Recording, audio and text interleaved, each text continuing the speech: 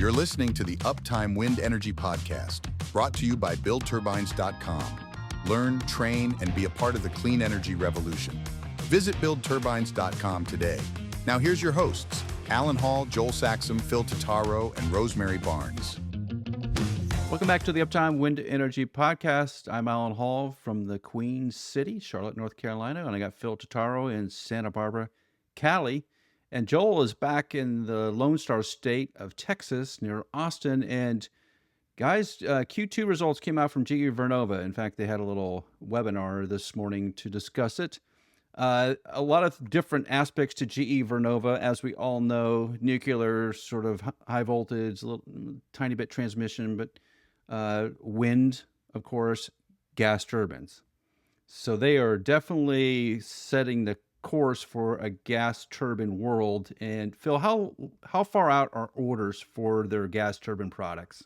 The last I heard talking to somebody from GE was that it was 2031 at this point. Although things can be accelerated depending on if you're willing to pay a bit of a premium, they can, move you up in the queue, so to speak. But it's a pretty far off thing.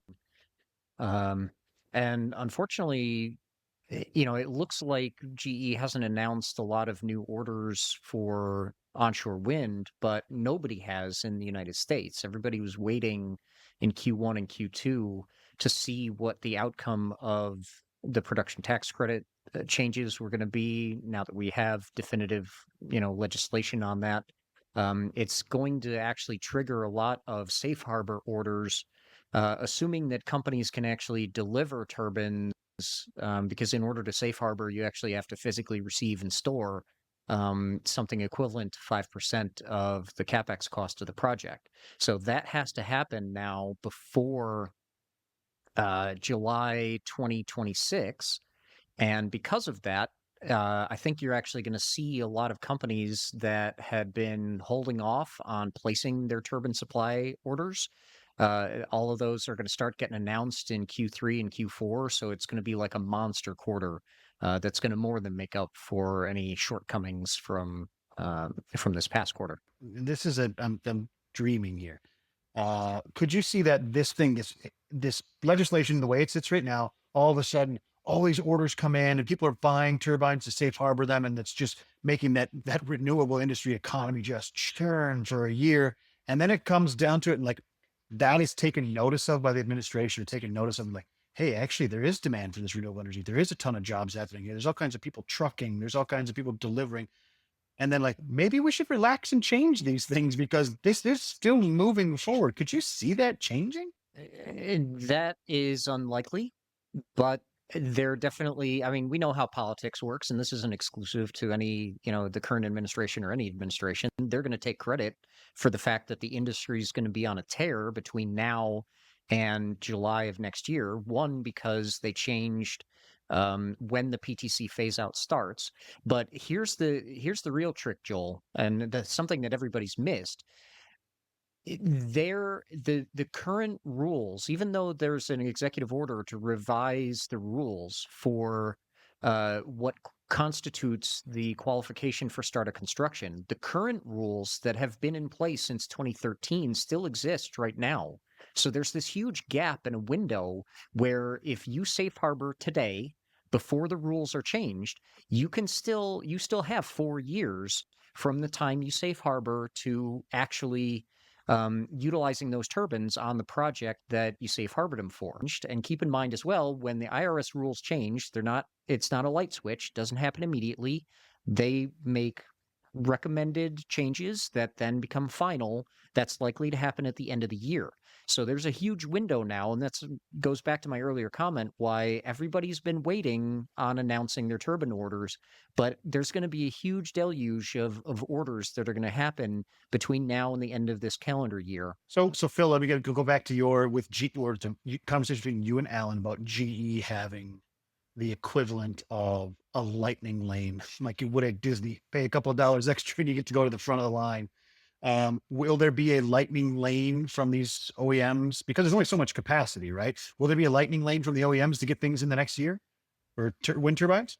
Yeah, because again, it's a good question. The problem again is it's just whatever is already in order books. It's going to be a big challenge, and this is actually why it's like a really good opportunity for companies like Nordex, to be honest, because if Vestas and GE have full order books and you can't get them to deliver you turbines fast enough where you're going to be able to qualify for safe harbor and qualify for PTC, whatever these changes are going to end up being. Um, by July of next year, everybody's going to be racing to deliver something at that point. And I mean, keep in mind that when they change these PTC qualification rules at the IRS, what they're likely to do is combine the safe harbor requirement with the physical construction requirement, so that you have to be doing both. Because right now it's an either or. They're probably going to make that an and. And Spanish energy giant Iberdrola has announced, hold on tight, a 5 billion euro share sale, which the largest in Europe this year, to fund massive expansion in its power grid networks, particularly in two places, the United States and the United Kingdom. And the company will focus on transmission and distribution infrastructure with regulated assets, which are expected to more than triple. So their growth is going to be big, but they have to fundraise a little bit. And Phil, there's a little more that's happening behind the scenes, right? So Iberdrola, although they're issuing more shares to raise about $5 billion, and it looks like there's a discount on those shares. So you can, what it looked like to me, make a couple of percentage points if you bought these shares. They're still looking at selling some assets to fundraise some more, because it looks like Iberdrola is going big time in transmission. Yes. So it was publicly reported today as we record that they've hired a bank to look at up to $4 billion, or I'm sorry, 4 billion euros worth of asset sales in Mexico. One, because the Mexican market is kind of going nowhere fast, even with the change in their political leadership. But second, as you mentioned, Alan, they want to be able to take this money from asset sales, from capital raise, and plow it into transmission assets, which they've basically pivoted their attitude. It's not that they're going to necessarily stop doing renewables project build out, but they definitely want to be a bigger player in the transmission space, because regardless of whatever power generation gets put on the grid, it's going to have more grid to accommodate the increasing demand that we see globally. Is that the safest bet in renewables, the transmission? Well, yes, except if you're Grain Belt Express. Ouch. But if you know you're going to put on some sort of electric generation, be it gas, be it nuclear, be it solar, be it wind, whatever, it's still going to be electricity, and they're going to still need to be able to deliver it. That would make transmission the linchpin to all of it. That's what we've been saying on the podcast for the last 2 years? 100%. I mean, that's always been the case. And I've even said this, I believe Rosemary said it about Australia as well. What we've seen in terms of capacity build out in renewable energy is that we build where there's existing transmission, and there's also been kind of relatively high sustained winds. So for those familiar with it, it's like IEC class 1 kind of wind sites. A lot of that, those were the turbines that we deployed, 20, 25, 30 years ago. Back in, or I want to say around 2011, we shifted down into class 2 winds. So something like, 8 or so meters per second. Now we're at class 3 or class S wind, where it's maybe 6.5 to 7 meters per second. And now we're starting to repower the project sites that have class 1 winds. When you build new transmission, it opens up more wind regime, or more space for solar or whatever, but new build out of transmission necessarily unlocks more capacity additions in all wind regimes and in all wind classes. So the more transmission can get built, the more opportunity there is for wind and solar, but any form of power generation, really. Well, it makes absolute sense for an Iberdrola, right? Because they're into all kinds of stuff. They're into battery storage, solar, wind. So basically, they're hedging their operational assets by building this transmission, and we know we need it. And it's not just the U.S. and U.K. that needs this transmission build out. Like the global grid needs to be optimized in a better way. And one of the big ones, like, okay, so I'm sitting down here in Texas, right? So I watch a lot of ERCOT stuff. Um, there is a bunch of power lines in Texas, in West Texas, that come back to Dallas, back to San Antonio, back through Austin to Houston. And it's called CREZ. They call it CREZ, the CREZ line, CREZ. But what it stands for is Competitive Renewable Energy Zone. So basically, it's a 765 kilovolt line or lines that go out west to gather all of that wind resource and bring it to the cities. ERCOT did that a while ago. And maybe Phil, the year they did it, I don't remember what it was, but other states, other areas, other countries should look at that as a framework. And I think Iberdrola sees that as like, this is the next thing. We need to do this to be able to expand everything else. With the addition of these AI data centers, we've had guests on talking about different loads and spikes and these kind of things that we need to be able to manage better in the grid. And if we don't, we're going to start hurting ourselves. So I think this is a great move by Iberdrola. Are you worried about unexpected blade root failures and the high cost of repairs? Meet EcoPitch by Onyx Insight, the standard in blade root monitoring. Onyx's state-of-the-art sensor tracks blade root movement in real time, delivering continuous data to keep your wind farm running smoothly and efficiently. With EcoPitch, you can catch problems early, saving hundreds of thousands of dollars. Field tested on over 3,000 blades, it's proven reliability at your fingertips. Choose EcoPitch for peace of mind. Contact Onyx Insight today to schedule your demo of EcoPitch and experience the future of blade monitoring. Well, an update from the New Bedford Light newspaper in Massachusetts on the status of Vineyard Wind. Since it's pretty hard to get any information out of GE Vernova and Iberdrola on Vineyard Wind at the moment, and rightfully so. They're trying to keep their head down and get this project done. It is America's first commercial-scale offshore wind farm, and it's making some progress now. 17 turbines are connected to the grid, up from 4 just a couple of months ago. And it's going to be finished about an 800-megawatt project. And they're still having a little bit of trouble, it looks like, in terms of getting turbines planted. And some of the satellite imagery and the reporting that was done here by Anastasia Lennon in the New Bedford Light is interesting because although there's about 40 turbines in the water at the minute, Joel, is it roughly half of them still need blades replaced? Yeah, but I think some of that is conjecture. We're not 100% sure. The only people that know this is, GE and the contractors on site, to be honest with you. Right. We know that there's some that need to be done, and they are taking them and then bringing them all the way over to France, fixing them there, and then bringing them back, which is a crazy concept. But hey, that's what happens when you have the Jones Act. I'm sorry. We did that to ourselves. So we do know that that's still an ongoing project. We also know some people that have been around that project. So GE's doing, in my opinion, GE's doing the right thing here by getting these things built, fixed, done in the factory.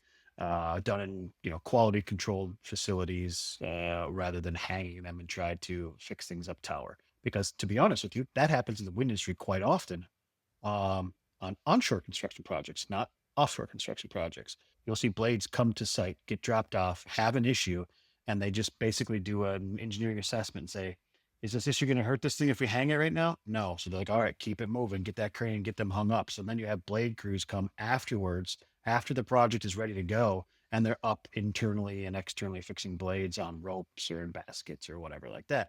Of course, that's inefficient, and it's not the best quality control for a repair, but that's how you keep construction timelines moving. So it's a common practice in the wind industry. It looks like GE Vernova has brought in a second jackup vessel also to expedite some of this work. Wind Pace, which is a jackup vessel from Denmark, from what it looks like, is now on site. I guess they're trying to finish this project, right? They would like to be done in 2025. I do think it's going to run over into 2026 a little bit. I mean, that's what the current outlook is because they extended a lease at the New Bedford Marine Commerce Terminal through June of 2026. So there must be a little bit of work going on. But that's got to cost GE Vernova hundreds of thousands of dollars to do that. That's hundreds of thousands of dollars a day. A jackup with a crane on it to expedite blade work is big dollars. You're hundreds of thousands of dollars a day. That's why everything we say offshore, this is an old oil and gas thing. If it goes offshore, add a zero on the end of it because that's how it works. Alan, let me ask you this one. Are they working year round on these sites? Because I know some of our North Atlantic friends in offshore wind, they shut down for parts of the winter. They don't do construction in the winter. I don't think they'll shut down. I think they worked a good bit of time over last winter. I don't think it was completely shut down. It couldn't have been. The only thing they were waiting for was really to get the blades back where they could get going again. And obviously they had a lot of work to do to suss out what the problem was and figure out a way to get the blades updated properly. That amount of money equals what, Joel? Just say starting today, we're in the middle of July, say it's going to run to early 2026, say February 2026. How much money are we talking about then? How many millions of dollars? I'm going to go with 220 extra days. That vessel is more than likely. Now, that vessel does not come by itself. Usually that vessel is going to come with its own feeder barge, crew, and all that good stuff, right? So 30 to 35 million extra just for that vessel. Now, we haven't taken into consideration the cost of shipping all those blades back to France and fixing them and coming back across. I'm just talking about on-site construction costs. Well, if you look at the Q2 results from GE Vernova on the wind side, they're predicting EBITDA losses somewhere in the $200 to $400 million range. And I have to wonder if a good bit of that is offshore. But I know we've been talking about this quite a bit internally. It may not be all offshore, and that's Phil's point. Phil was saying that the offshore business may not be losing as much as we think. There could be a considerable amount of losses onshore at the minute. Of course, we don't know this because we're not deep into this project, right? But there may be some GE shared costs, some Iberdrola shared costs. So like the Vineyard Wind may be taking some of that on, GE may be taking some of that on, and this is the big and. There may be an insurance policy that's taking on some of that. And if there isn't taking on right now, guarantee you there's a court battle going on somewhere to see who is going to pay for it. So like, I don't know if GE's taking the full hit for that stuff or if GE did, then they more than likely have a construction policy somewhere that may be handling some of the costs. I'm not 100% sure, right? I mean, the reason they're delayed primarily is because of the blade issues. Are the blade issues, so this is where what you start digging down, doing RCA, all this stuff, is the blade issues negligent or are the blade issues force majeure? It's contract language. How are you going to define the failure or the problem that happened in the blades? I don't want to use the word failure, but the problems they have with the blade, how would you classify them? Exactly. And then you have BI too. So and an insurance policy may be picking up, you may be paying for the property damage. Maybe the insurance policy is paying for the business interruption where you were supposed to be done, whatever drop dead date was, 800 megawatts of production should be rolling at some point in time. And there was a date to that in a business interruption cost construction insurance policy. And if it overruns and it can be pointed back to things they couldn't control, insurance will pick that up. But they have to be able to point at something classified as something they couldn't control in the contract language. And I don't know exactly what that contract looks like. Me either, but they must be discussing it internally. They have to. There is hundreds of lawyers spooled up on this thing, and they have been since last summer when this happened.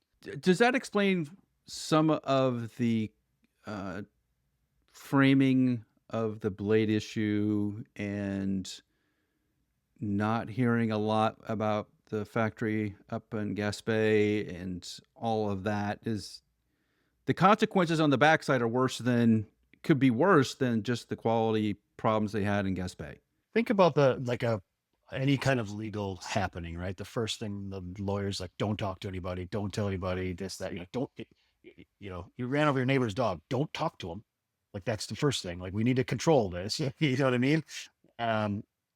So absolutely. When people are like, why aren't you sharing this? Why aren't you doing this? It's because they're posturing for hundreds of millions of dollars of lawsuits and insurance claims, possibly. And you don't know which way it's going to go. So immediately the legal teams from GE, like you said a long time ago, they probably swooped in like hawks on these places and were like, zipper, zipper, zipper, gag order, stop talking, don't say anything. And that's, to be honest with you, that's what they have to do. That's business. And in the United States, specifically being an extremely litigious society, that's just the reality of doing business here. Unplanned downtime is massively expensive, but what if you could prevent most of these failures? Join us on July 30th at 11 a.m. Eastern for our next SkySpecs webinar, The Financial Case for CMS, Why Waiting Could Cost You. Ben Airy and Josh Gorel from SkySpecs will be joined by operators to reveal how condition monitoring is saving millions in avoided failures. On top of everything, remember now, federal incentives are ending, and the European Data Protection Act launches this fall. Your maintenance strategy needs to evolve now. Register at the link provided, because reactive maintenance is costing you more than you know. Well, that gets to my subsequent question, because I thought we were going to go down this avenue. Canadian law, American law, French law, there's a lot of legal systems involved in this, I would assume. My guess is that they didn't sign a contract. Well, maybe they did. Maybe they signed a contract that was based on Massachusetts court law, and that's what they ended up doing because it's a Massachusetts project. I doubt it, though. You see what I'm saying? All the legal aspects about why are we sending blades over to France to get repaired instead of back up to Canada? There's a lot of moving pieces here that never really made sense, and maybe it all is derived from the litigation standpoint. Like, we just need to find a way to do this right. I think GE Vernova, got to give them some credit, flooded the place with engineers to figure out what was happening, and then started to get in front of it. And this goes back to we haven't talked about it on the podcast, but GE Vernova signed like a $10 million agreement with the city of Nantucket about the problem they have with the broken blade, right? So GE is trying to settle this thing as quickly as they can, but it has to be, my guess is a global court case on some level, because Iberdrola is involved, GE Vernova, Canada, France. I gotta say, yes, absolutely, because contracts cross, right? So like you and I sign a contract together. When you and I sign a contract together for whatever, it's, like, hey, we're going to eat cheese sandwiches every Tuesday at 10, whatever. We say this contract is written by the laws of the state of Texas, or the laws of the state of Delaware where something's incorporated, or laws of North Carolina where you live, whatever. We dictate that. However, if you have a GE turbine supply agreement, a Vineyard Wind, which has an Iberdrola and Ørsted, you have a Danish company, you have a Spanish company. They've created a JV. That JV may sit in the United States or the Bahamas. Who knows, right? Delaware would be a good choice. So you have those entities with things all over the place. And then you've got an insurance policy that more than likely is written out of London, right? So you end up in all these and those contracts. So that insurance policy may be written between them and the Delaware entity of Vineyard Wind. Great. But now that thing references someone else in a turbine supply agreement, and that contract is written between this country and that country. So we're going to fight it out in these court laws. All of a sudden gets really freaking cloudy, and you end up with, I don't know, lawyers from, you ever see the TV show Suits? Oh, yeah. You end up with those guys, those $2,000 an hour people hanging around, that's what's happening, I'm sure. Go back to my sort of original question about this. It looks like GE Vernova is trying to, one, wrap this project up. They've brought another jackup vessel in to try to, my guess is, reduce the business interruption costs. But two, is just looking to finish this project. And I wonder if they are just negotiating this behind the scenes to just clear the deck when the last turbine goes in and they flip on the power.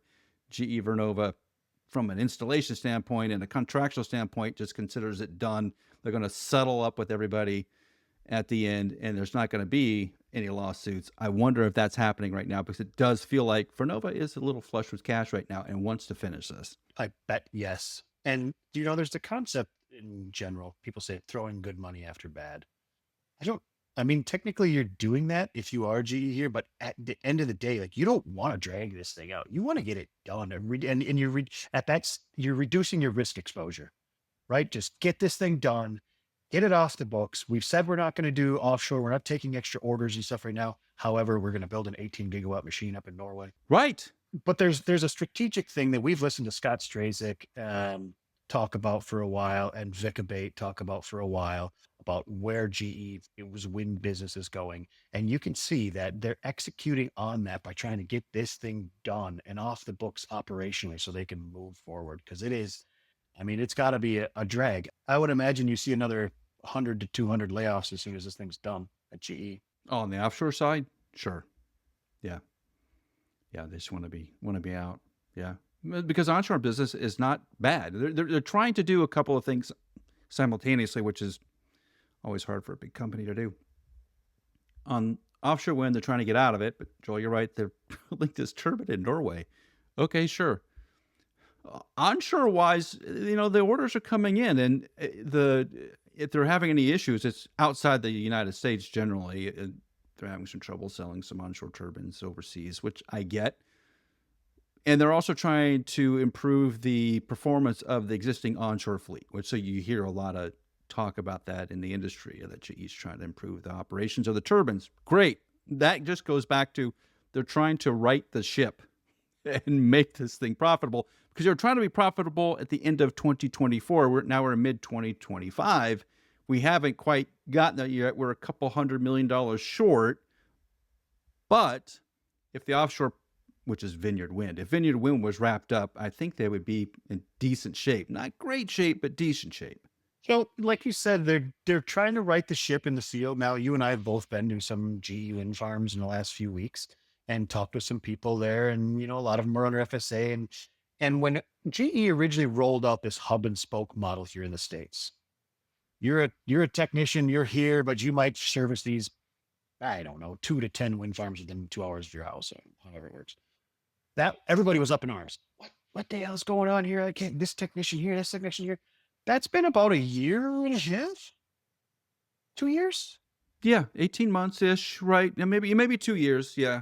And what I felt, the feeling in the field. Now, this is intrinsic. This is anecdotal, right? Is that that's settled down a bit, and the people are like, hey, I normally have these same 4 technicians all the time, because I think the operators, they complained enough where they're like, stop sending me a new guy every day. So they got the same teams, right? The same 1, 2, 3, depending on the size of the farm, 1, 2, 3, 4, 5 guys, and then, okay, if quarterly or yearly maintenance pops up, you might see a couple extra 2 or 3 coming in, or an ISP that's contracted by GE to come in to help with yearly and quarterly maintenances and those kind of things. But for the most part, people know the turbines. I mean, it comes as simple as this. Like, these sites are a pain in the butt to get around on. That's where, like, we use the dispatch app whenever we're out, right? Because it's like, I need to find my way to this turbine. Thanks. So I can map my way there. Shout out dispatch. Yeah. Thanks, Alex and Reed and team. But either way, just that simple thing of having new technicians all the time that they can't get around site, that cuts your efficiency down. That cuts, now, if you're not efficient getting to the turbine, you're not going to be efficient in fixing it, right? You're going to have more downtime. And then in the big thing here is liquidated damages. Like, you got to make sure those turbines are up and running. So I feel and see that in the field, GE's doing a little bit better. Also to note, right? We're always on wind farms. A lot of times we're on wind farms with these 2X machines, or the late version 1X is the 1.6 is the 1.8s, those kind of things. Now they've had some soak time in the field. So the people know more about them. The troubleshooting is a little bit more sussed out. I've lost track of the generation of the blades that are out there. 6, 7, 8. Yeah, we're on like generation 9, speed 2, blah, blah, blah. But either way, the machines themselves have been installed since the 56.9 and the 62.2 2Xs have been in the field for, 6, 7 years now.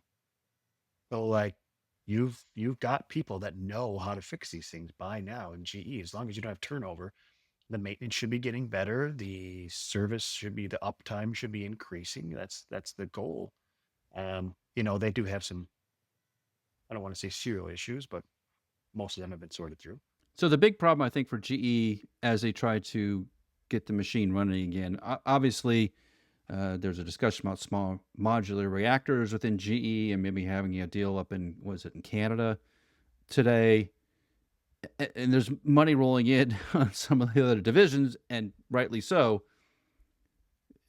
A lot of the staff that was at GE, let's just say 3-4 years ago, is gone. And we've run into those some really great former GE people at the operations side all over that know where the problems lie in those turbines. And I always wonder when we run into a GE person that worked at GE Vernova for a while and now is on the other side of the fence, that is going to be a big pain point for GE Vernova, because those engineers are smart enough to know, and there's a network of them.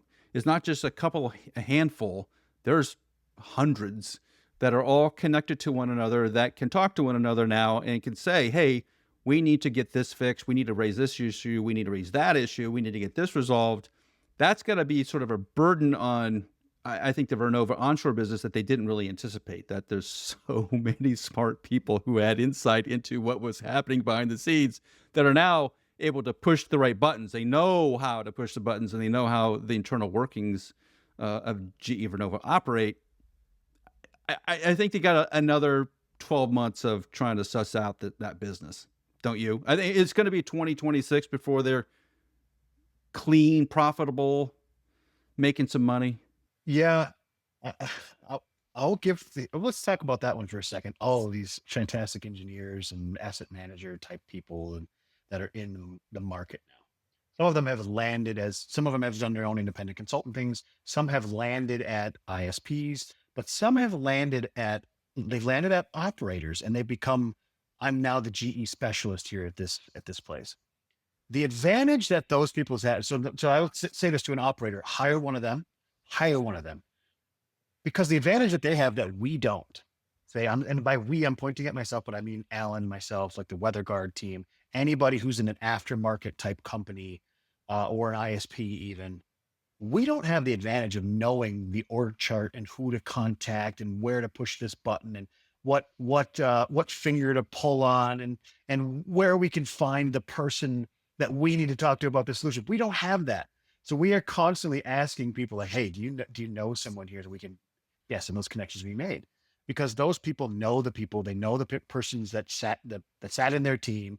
Oh, this guy was he was the gearbox guru. This guy knew he was in charge of the generators. This guy was the blade person, and he actually was the blade person for this specific blade model, blah, blah, blah, blah. Call him. Like, it's amazing to have that network. So I think that, yeah, it's what would you call it, Alan? Like a sleeping dragon or something like that? Not necessarily sleeping dragon, but like they let loose these teams, and now the teams are coalescing on the outside going like, oh, we know how to fix this. Right. If you listen to people who have left Siemens Gamesa or Vestas, a lot of them, because they're in Northern Europe, end up in oil and gas, weirdly enough. At least the ones that I know have ended up in oil and gas. They don't necessarily stay in the wind industry. They're like, that was fun. I learned a lot, and now I'm moving on to some other job outside of wind. In the U.S., that's not necessarily the case. They don't do that. They tend to stay in wind, a significant portion of them. So the Vestases and the Siemens Gamesas of the world don't really have that problem. GE Vernova does. I think it's a unique situation to them. It's going to be it's when you start thinking about the scope of the problem, and when they announced their Q2 results, I thought, oh, they are trying to clean things up. That's great. And they're trying to finish Vineyard Wind. Awesome. Good on them. But it may go on a little longer than we think, because there's so many smart people out there who know how Vernova operates. The wind farm of the week this week is the Nobles 2 wind farm up in Minnesota. And the reason we're focusing on Minnesota this week is because I want to talk a little bit about their clean electricity and renewable portfolio standards, because they're one of the first ones to really start changing these things besides California. So in early 2023, the Minnesota House required all electric utilities to achieve 100% carbon-free electricity by 2040 as a law. Their interim targets are 80% by 2030, 60% for non-public utilities, but public utilities 80%, and 90% by 2035, and then 100% by 2040. So these carbon-free sources include wind, solar, hydroelectric, biomass, nuclear, which has been in the news lately, and clean hydrogen. And so there's some nuanced rules and things around that, but the renewable portfolio standard says they're got to be moving towards renewables. So that brings us to our wind farm of the week, the Nobles 2 wind farm, and this is in Wilmot, in Southwest Minnesota. It's approximately 15 miles north of Worthington. If you're from that area, you know that area. Worthington is a big farm community. It's a 250 megawatt wind farm, powered by 74 Vestas turbines, the V136, which we are familiar with. They started construction in August of 2019, and the construction contractor on this one was Mortensen. This Nobles 2 Power is owned by a joint venture that has Tenaska and Elite and Bright Canyon Energy. So we know the Elite team. They're up there in Duluth, Minnesota. Tenaska, of course, big operator and big maintenance company. They do a lot of that stuff. There is a 20-year PPA on this project with Minnesota Power. And one of the other things I wanted to focus on, so what that legislation did in Minnesota is it said, we're going to do this. It's going to be development based. We got a lot of things to do. But just this one project brought over $15 million in contracts awarded to local businesses. That's the crux of how we get things done here in America and the rural communities, Worthington being a farm community, right? You pass some legislation that makes sense, and then you bring $15 million worth of local contracts just during construction.